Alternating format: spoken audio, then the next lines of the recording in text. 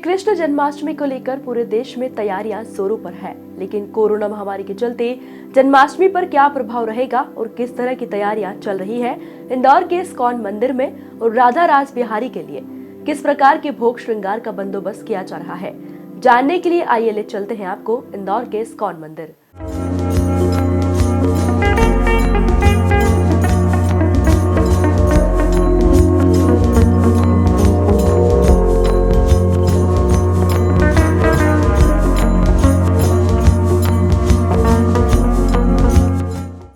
नमस्कार, मैं हूं अनुपम लाड़ और आज हम मौजूद हैं इंदौर के इस्कॉन मंदिर में, जहां जन्माष्टमी के पर्व की तैयारियों के बारे में हम लोग जानने के लिए आए हैं। हम जानेंगे कि किस कोविड के चलते यहां जन्माष्टमी की किस तरीके से तैयारियां जारी है, यहां पर क्या क्या पाबंदियां हैं, क्या क्या छूट है और किस तरह से जन्माष्टमी का उत्सव धूमधाम से मनाया जाएगा।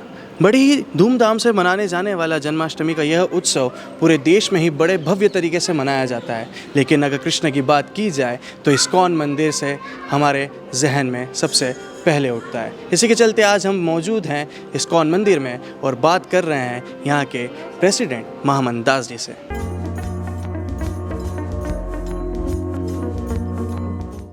नमस्कार, जय श्री कृष्णा गुरु जी। जैसा कि हम सभी जानते हैं कि अष्टमी जो जन्माष्टमी रहती है श्री कृष्ण की, वो बड़े ही भव्य तरीके से पूरे देश और विदेश में सभी जगह पर मनाई जाती है। इस्कॉन मंदिर श्री कृष्ण जी के लिए या श्री कृष्ण के हम तौर पे देखें तो वो एक बहुत ही भव्य और बहुत ही पवित्र स्थान माना जाता है। और चूँकि आप इस्कॉन मंदिर के प्रेसिडेंट हैं, तो मैं ये सबसे पहले ये जानना चाहूँगा कि यहाँ पर कोविड के चलते क्या क्या आप पाबंदियां हैं, क्या क्या गाइडलाइंस है और आप किस तरीके से पूरा पर्व मनाने की तैयारी कर रहे हैं?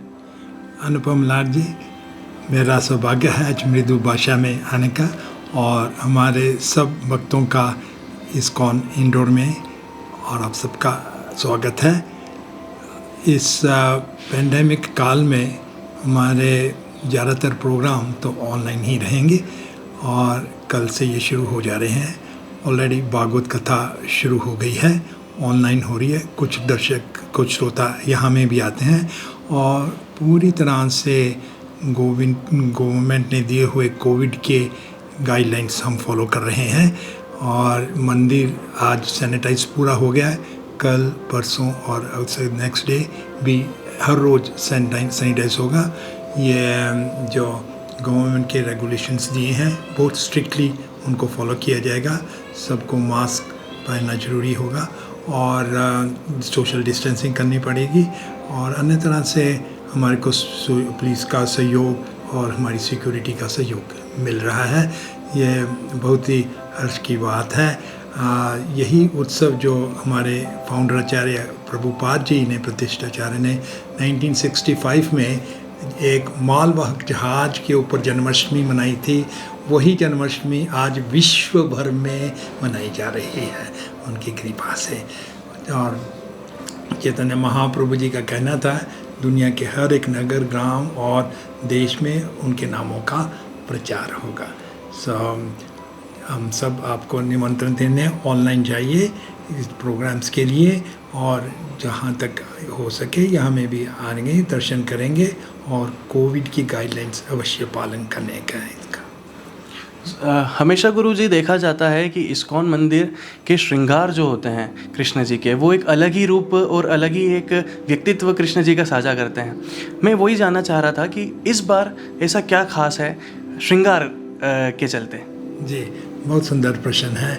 भगवान तो सबसे आकर्षणीय है, अपनी मुस्कान से सबका आकर्षण कर लेते हैं और कृष्ण का अर्थ ही है जो सबको आकर्षण कर लेते हैं। तो इस बार हमारा ड्रेस जो है वृंदावन से ही आ रहा है। वृंदावन में हमारी पद्धति है, वहाँ से ये ड्रेस बनकर आता है। और इसके अलावा जन्माष्टमी पर हमारी कई कॉम्पिटिशन्स भी होती हैं बच्चों के लिए और भगवद गीता पर क्विज़ होते हैं। और बहुत ही हर्ष की बात है कि कई बार इनमें जो विनर्स हैं वो हमारे मुस्लिम भाई बहन होते हैं। युवा में उनको भी बहुत इंटरेस्ट है भगवद गीता कॉम्पिटिशन्स में। ये बच्चों के लिए कॉम्पिटिशन्स ऑनलाइन हो रही हैं और कई प्रोग्राम्स, ज़्यादातर प्रोग्राम्स जो हमारे ऑनलाइन हो रहे हैं। सर अगर भोग की बात करें तो 56 भोग जो कि कृष्ण जी कभी भी पीछे नहीं रहते हैं। अगर हम सारे हिंदू देवी देवताओं की बात करें तो कृष्ण जी का भोग एक अलग ही रीति और रिवाजों के साथ में बनाया जाता है, एक अलग ही परंपरा को फॉलो किया जाता है। उनका भोग बनाने के लिए एक अलग ही विधि को फॉलो किया जाता है। तो इस बार भोग में ऐसा क्या खास है? जी, भोग में जैसे आपने कहा 56 आइटम्स लगती हैं और हमारे भक्त जो हैं इसमें काफ़ी लगे हुए हैं और कई बार इस बार भक्त आ नहीं पा रही हमें, वो घर पर भी आइटम्स बनाकर यह हमें भगवान के लिए ला सकते हैं। और ये ध्यान रखना पड़ता है कि सब सात्विक होना चाहिए, प्याज लहसुन भी नहीं हम यूज़ करते हैं।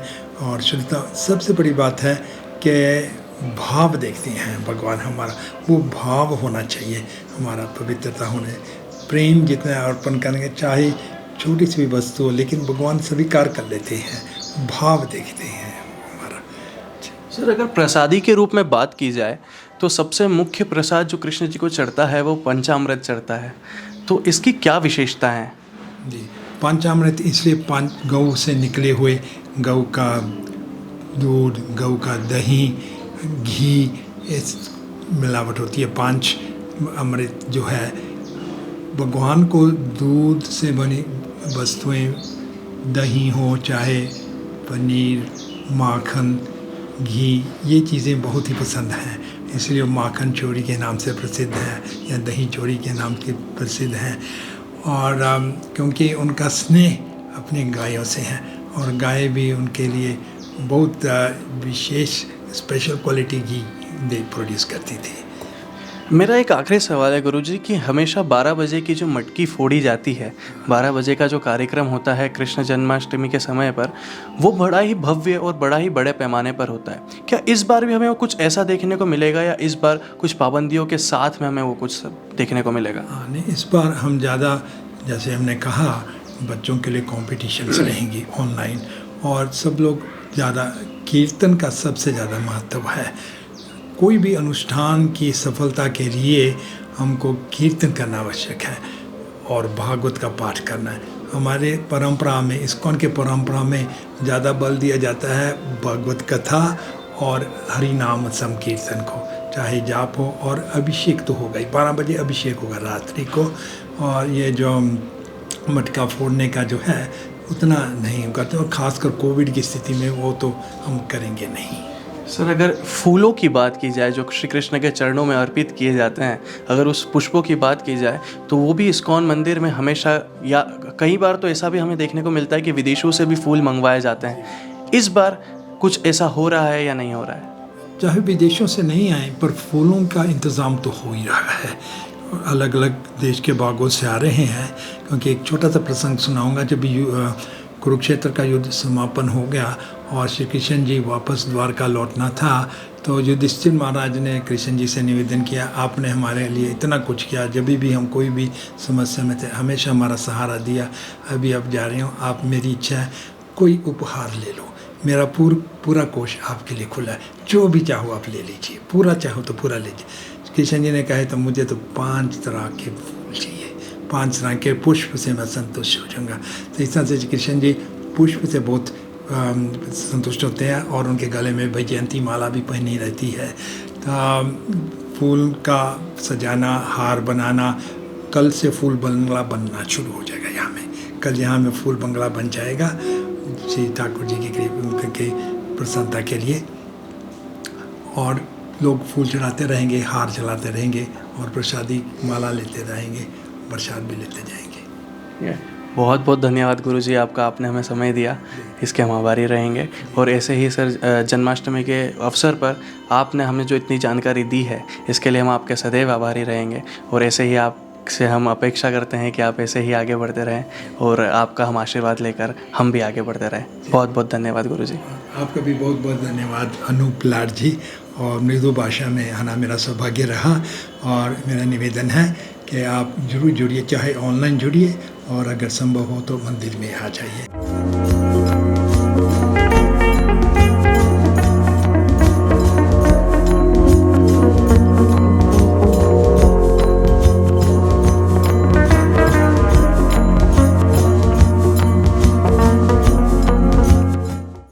हम श्री कृष्ण को जितना समझने की कोशिश करेंगे उतना ही हम कृष्ण लीला में समाहित होते चले जाएंगे। ये थी इस्कॉन मंदिर की जन्माष्टमी की कुछ तैयारियों की झलकियाँ। खबरों के लिए ऐसे ही बने रहिए मृदुभाषी के साथ।